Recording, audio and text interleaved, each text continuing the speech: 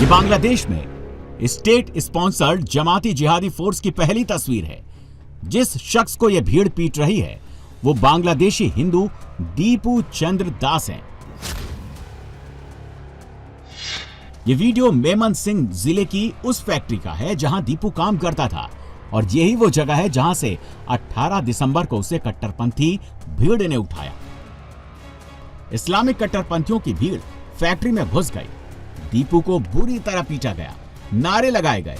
अब दीपू की आखिरी तस्वीर देखिए।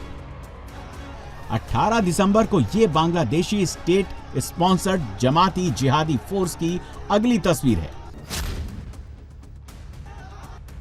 जिहादियों ने दीपू के शरीर को रस्सी से बांधकर शरीर सड़क पर घसीटा, बेरहमी से पीटा, मौत के घाट उतार दिया।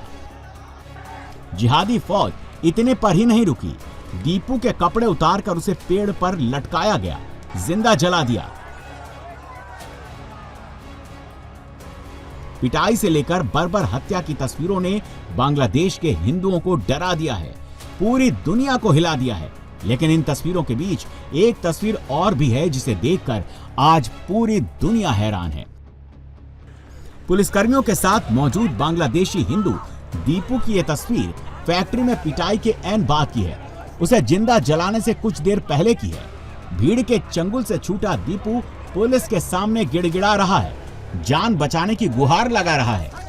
भीड़ से छुटाकर पुलिस दीपू को थाने ले आई। ईश निंदा के आरोप में उससे पूछताछ की गई। ये उसी वक्त की तस्वीरें हैं जिस वक्त थाने में दीपू से पूछताछ चल रही थी। उसी वक्त जिहादी जमात की फौज थाने के बाहर उसका इंतजार कर रही थी। सूत्रों का कहना है कि इस्लाम के अपमान के आरोप का कोई सबूत पुलिस को नहीं मिला। उसके बाद दीपू से एक कागज पर दस्तखत करवाए गए और बाहर खड़ी भीड़ को सौंप दिया गया। पुलिस चाहती तो दीपू को बचा सकती थी। पुलिस चाहती तो दीपू को सेफ घर पहुंचा सकती थी। पुलिस चाहती तो जिहादी जमात पर एक्शन ले सकती थी, लेकिन ऐसा नहीं हुआ। इसकी वजह है बांग्लादेश में स्टेट स्पॉन्सर्ड जमाती जिहादी फोर्स। इसी स्टेट स्पॉन्सर्ड जमाती जिहादी फोर्स के विरोध में बांग्लादेशी हिंदू सड़कों पर उतर आया, जान बचाने की गुहार लगा रहा है। And he was brutally killed by Tawhidi Janata in the name of mob justice, but he was innocent. Trust me, he was completely innocent. As far we remember, or as far we know, we got this information that he has some issue with his colleagues, and they had used this word that defamation of religion or insult of religion. They have used this clause to kill that person, and this is very normal case for us because last 1 year we have seen so many cases like this.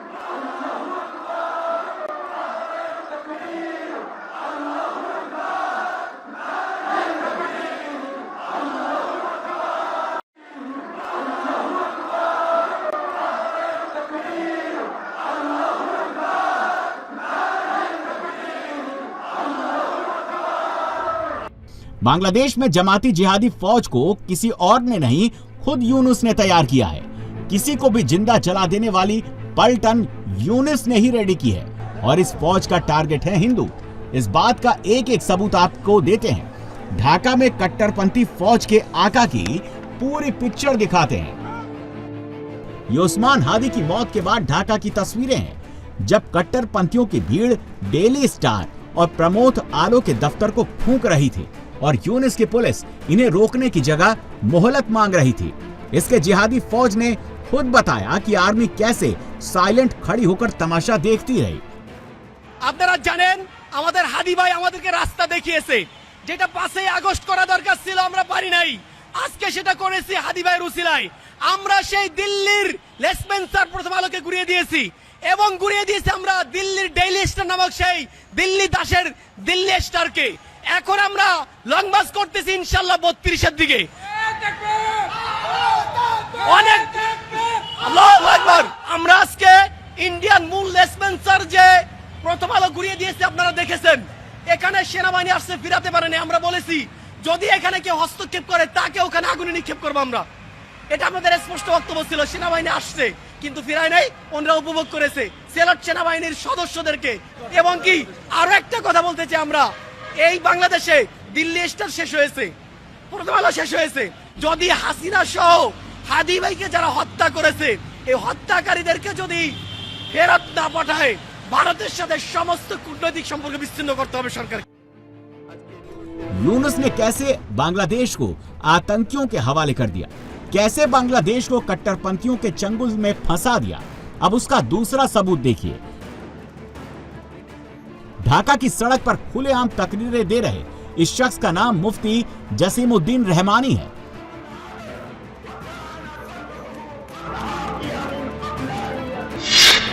Jasimuddin Rahmani आतंकी गुट अंसल्लाह बांग्ला का chief है। 2013 में blogger के murder case में इसे arrest किया गया। इस आतंकी गुट के 30 लोगों को गिरफ्तार कर जेल भेजा गया। यूनुस ने कमान संभालते ही सबसे पहले इस आतंकी जसीमुद्दीन रहमानी को जेल से रिहा कर दिया। अगस्त 2024 में ये जेल से बाहर आ गया। जसीमुद्दीन का टारगेट हिंदुओं को मिटाना है, इस्लामिक शासन लागू करना है और इसके लिए यूनुस की सरपरस्ती में आतंकी जसीमुद्दीन खुलकर जिहादी जहर फैला रहा है। अल्लाहुम्मा कुल हिंदूस व नरेंद्र मोदी अल्लाहुम्मा खुदहुम अखज़ अज़ीज़िन मुक़तदिर अल्लाहुम्मा दम्मिर दियारहुम अल्लाहुम्मा ख़र्रिब बिलादहुम अल्लाहुम्मा मस्जिद जमाहुम अल्लाहुम्मा शद्दिद शमलहुम अल्लाहुम्मा खुज़हुम अल्लाहुम्मा अक़सिम अददा वक़्तुलहुम बददा वला तुबक़ि मिनहुम अहदा। जसीमुद्दीन ने अपनी आतंकी संगठन का नाम बदलकर अंसार अल इस्लाम कर लिया, लेकिन काम उसी पैटर्न पर कर रहा है जिस पैटर्न पर ये अंसल्लाह बांग्ला टीम यानी एबीटी में करता था। अंसल्लाह बांग्ला टीम का कनेक्शन अलकायदा और आईएसआईएस से है। मई 2015 में इस आतंकी संगठन ने अपने टारगेट की लिस्ट जारी की थी।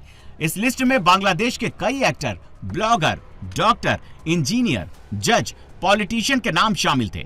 मई 2015 में शेख हसीना ने इसे बैन कर दिया था और इसके आतंकियों को जेल भेज दिया था। यूनुस की शह पाकर सारे आतंकी जेल से बाहर आ चुके हैं। नाम बदलकर, भेष बदलकर आतंक फैला रहे हैं, हिंदुओं को डरा रहे हैं और इन्हीं जिहादियों की फौज ढाका में खुलेआम अपना मकसद भी बता रही है।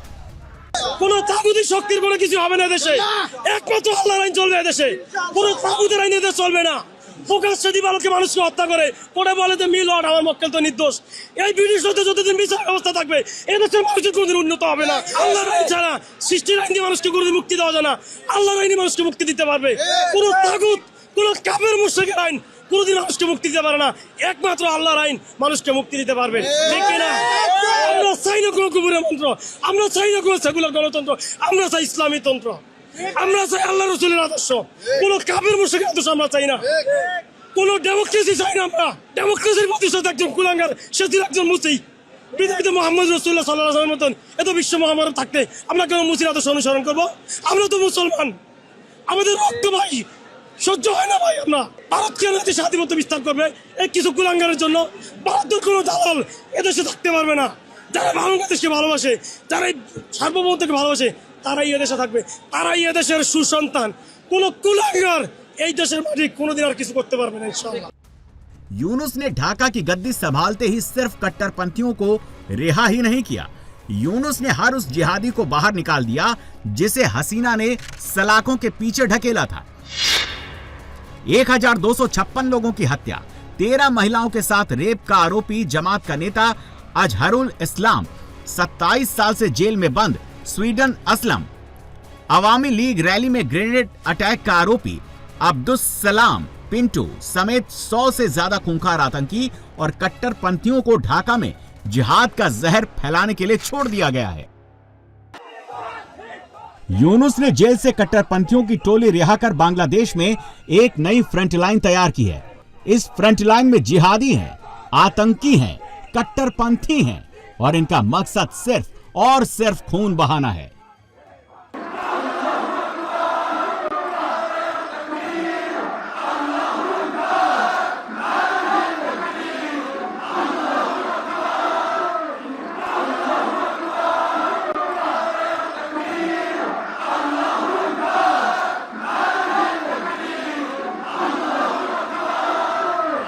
यूनुस ने जो फ्रंट लाइन रेडी की है वही अब स्टेट स्पॉन्सर्ड जमात बनकर ढाका को जला रही है, हिंदुओं को डरा रही है। यूनुस का ही ये इकोसिस्टम ढाका में तबाही के लिए जिम्मेदार है।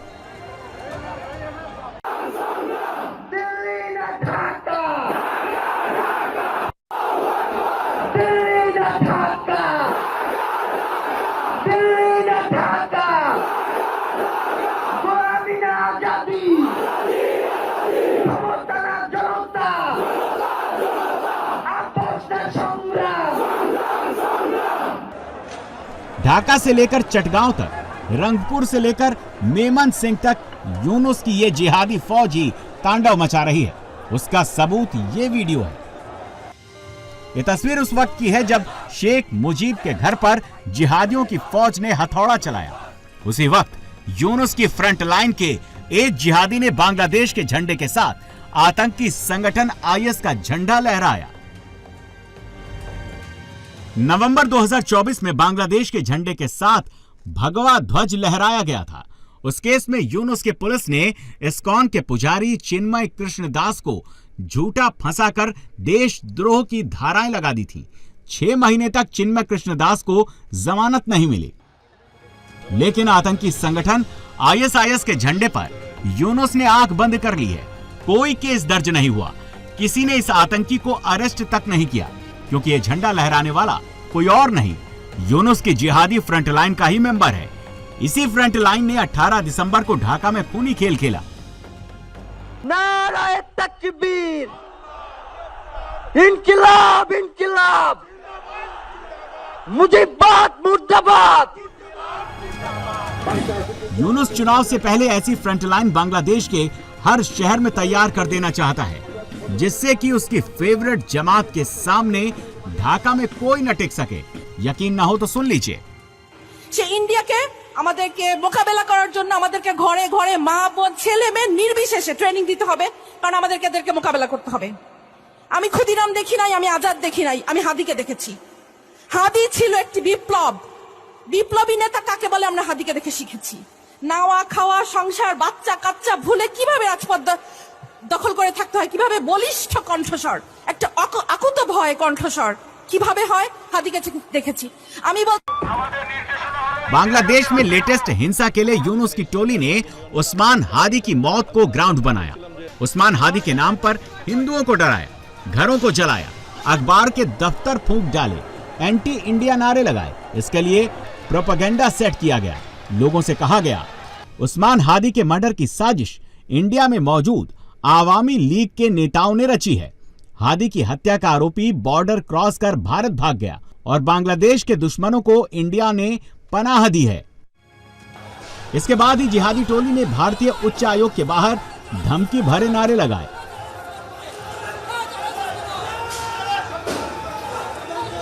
चटगांव के असिस्टेंट हाई कमिश्नर ऑफिस में आग लगाई। लेकिन सच यह है कि कोई अपराधी भारत नहीं भागा है, और इसका सबूत वहां की पुलिस दे रही है। भारत का नाम लेकर तो जमात ने सिर्फ और सिर्फ हिंसा का ग्राउंड तैयार किया है। শেষ অবস্থানটা সুনির্দিষ্টভাবে আমাদের কাছে এভাবে তথ্য নাই। আমরা নানাভাবে আমাদের তদন্তকারী অফিসাররা, আমাদের গোয়েন্দারা চেষ্টা করে যাচ্ছে। আর যেটা আপনি বলেছেন যে উনি সে আসামি বর্ডার পার হয়ে চলে গেছে কিনা, এই বিষয়টা আমাদের কাছে সুনির্দিষ্ট তথ্য, আমরা এখনো কনফার্ম হতে পারিনি যে সে হয়ে চলে গেছে। उस्मान हादी इंडिया विरोधी था, उस्मान हादी शेख हसीना का विरोधी था, और यूनुस उसी का फायदा उठाकर अपनी जिहादी टोली को विरोधियों का खून बहाने की खुली छूट दे रहा है।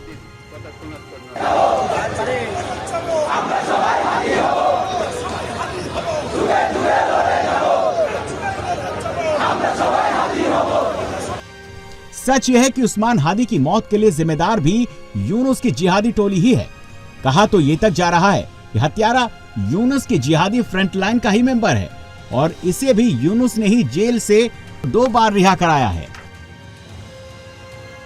হাদিকে খুন করার উদ্দেশ্যে গুলি করেছে, তার ব্যাকগ্রাউন্ড দেখেন, তাকে জামিন করাইছে কে, কে তার দুইবার এই করছে? ব্যারিস্টার কায়সার কামাল। ব্যারিস্টার কায়সার কামাল সহযোগী ছিল, BNP আমি অস্বীকার করব আইন না। বিষয়ক সম্পাদক, ব্যারিস্টার তার সাথে আমার কায়সার কামাল, আমি ভালো বলি, সম্পর্ক আছে। এটা শিশির মনির সবাই- দুইবার তাকে আপনার জামিন না, করিয়েছে, না, না, এবং সঠিক- শিশির সঠিক মনির নয়। এই কাজগুলো করেছে। এটা আমি সঠিক আমি নয়। কিন্তু দায়িত্ব নিয়ে কথাটা বলছি। আমি দায়িত্ব নিয়ে বলছি, আপনি অসত্য বলছেন। কায়সার কামাল সহযোগী ছিল, সহযোগী উকিল, আমি লেখা একজন আছে তো উকিল ওখানে। হিসেবে বলি। আপনার ডেলমন্ডে- সময় বলবেন ডেলমন্ডে লেখা আছে। প্লিজ, আপনি বলবেন।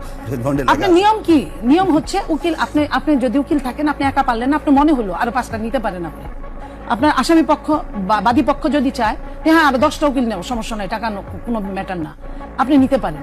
তো সেইখানে কায়সার কামাল বা তার আরেকজন সহযোগী, সেটাও বিএনপি। এবং এইখানে কিছু কিছু উকিলের ক্ষেত্রে আমি বলি, হায়ারে যে উকিলগুলা যায়, হায়ারে সেই উকিলগুলো আওয়ামী লীগের সময় আওয়ামী লীগের উকিলরাও বিএনপির হায়ারে নিছে। কেন নিছে? যাতে জামিনটা হয়। ঠিক এখনো বিএনপির একটা উকিল নিছে, কিন্তু মেন যে উকিল, মেন যে দুইবার বের করছে, তাকে কি বের করছে? কারা বের করছে? 17 লক্ষ টাকা নিয়ে ধরা খাইলো 1 মাসের মধ্যে। কিভাবে আমরা আসামিদের ধরা পড়তে দেখি, চাউর করে লিখা হয়, বের হইতে কিন্তু আমরা দেখি না। তো বের হওয়ার সময় 1 মাসের মধ্যে এই ছেলে এই 1.5 বছরের মধ্যে 2বার অ্যারেস্ট হয়েছে, 2বার বের হয়েছে। 2বারই উকিল ছিল জামাতের উকিল। बांग्लादेश में यूनुस और जिहादी जमात एक सिक्के के दो पहलू बन चुके हैं। जमात जो चाहती है वो यूनुस करता है, जमात जो करना चाहती है यूनुस उसके लिए खुली छूट दे देता है। उस्मान हादी की मौत के बाद जमात के कहने पर यूनुस ने ढाका यूनिवर्सिटी में हॉल का नाम बदल दिया। पहले यह हॉल शेख मुजीब के नाम पर था। यूनुस की शह पर ही जमात एक ऐसी कट्टरपंथी फोर्स तैयार कर रहा है जो बांग्लादेश में शरिया लागू कर सके, और इससे जुड़े कई वीडियो सामने आ चुके हैं।